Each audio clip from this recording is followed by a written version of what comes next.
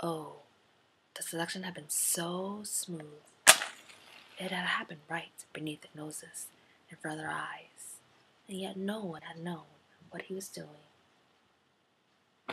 Raphael, a traveling show of authority, had been visiting the house for months, singing and telling his stories.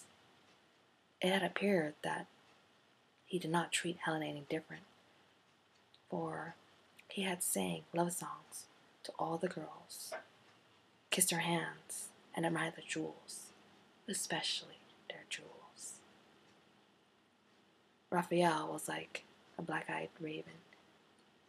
Anything that glittered, his eyes would follow. And for a man who loves jewels, he only had one gold hoop in his ear, just like a pirate, and the girls found it dashing and romantic.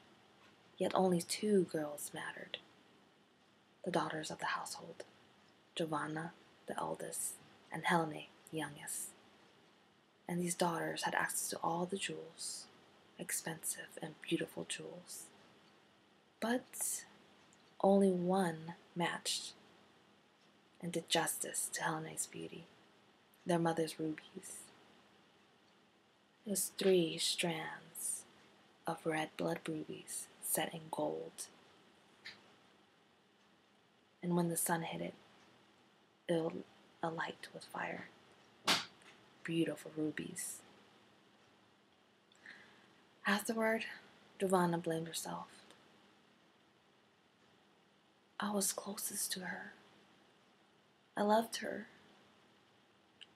Yet, I should have seen it. I should have seen it. But no one could, for he had been so smooth. That night that it happened, there was a furious storm. Rain pouring down heavily. Lightning cracked and flashed across the sky. Thunder boomed and echoed throughout the house. And it woke Giovanna up, and she found her sister's bed to be empty, and Helena's jewel case was also empty. Giovanna then roused the whole house up, and all they found was Raphael's empty bed. And everyone thought they had ran away together. And the brothers went off towards the stables to get ready.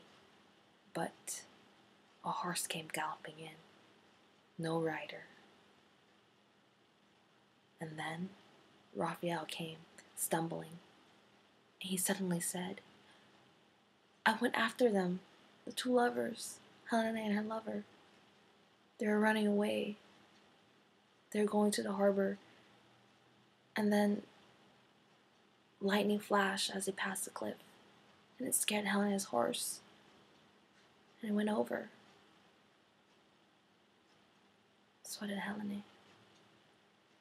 I fought with her lover. I tried to stop him, but I couldn't. He ran away on his horse, and I fell. I'm sorry. I'm sorry. His words rang with truth, for he had a black eye, scratches, and his earring was missing, torn. There was blood on the side. Drip, drip. He just sobbed and sobbed. Giovanna couldn't take it, for she had loved her sister dearly, and she ran back to their room. And that's when she found a letter from Helena, and it said, To my dear sister, by the time you read this, I'll be far away at sea with my true love. I tried to finance our new life with our mother's rubies, but I couldn't do it. They belong here in this house where she was born, with you. Father would have never permitted our union, but please forgive me, for I am happy. Love, Helen. Giovanna just wept and wept. And then the rain stopped and the winds shifted. She heard it. Giovanna, Giovanna. Giovanna thought she was mad. Then she heard it again. Giovanna. And then Giovanna put on her cloak and she walked out towards the sea, towards the cliff. The moon lit the path towards the area that her sister died. Giovanna fell down in grief, her knees against the mud, and cried again.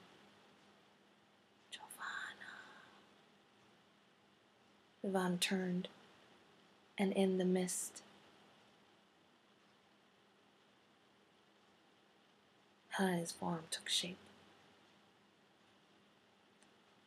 Helene, Helene, please tell me. Who did this to you? Who, please? But Helene, she held out her hand and then opened it.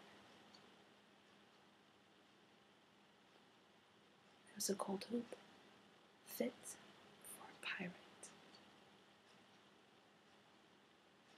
And she said, "Avenge me.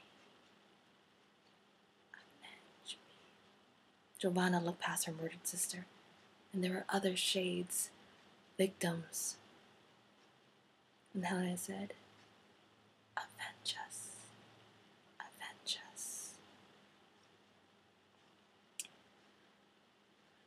The family could not find Helena's body, but they held a funeral ceremony. And Raphael, he acted like an angel and pretended to cry. It looked so convincing, but Giovanna knew the truth.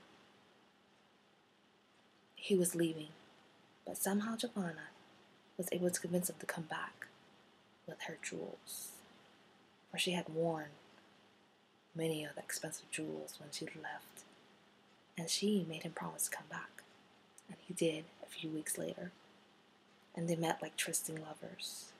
She had convinced him that she had love. She fell in love with him, but was she really loved? And of course, Raphael convinced her to run away with him and to bring all her jewels, and they set to meet again at night. Giovanna dressed that night like a dark priestess ready to perform a dark ceremony. She wore all her jewels, bracelets all the way up to her elbow, rings, necklaces, and of course, Helene's gift, rubies. And as they're leaving towards the courtyard, they headed towards the harbor, towards the cliff. And Raphael stopped at the cliff. Giovanna said, "Oh, we must ask. We are asking for Helene's blessing for a union, right?" And Raphael just took her closer to the edge. "Not too close," Giovanna said. Raphael, you know what he said? He said, "Your sister was scared too, but she fell like all the other 6 before her died. And you will too.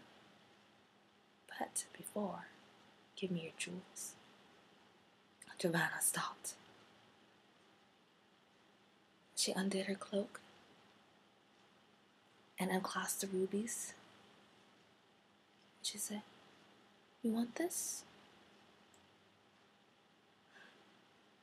She tossed it out towards the cliff. Catch. And of course, Raphael lunged for it. He caught it in the air. He gloated, a smile on his face. But then Giovanna pushed him over, and he fell off the cliff, down into the water. And of course, his head was up. He was swimming, but all of a sudden, 7 pairs of pale arms grabbed him down and down and down into the sea. And Giovanna looked over.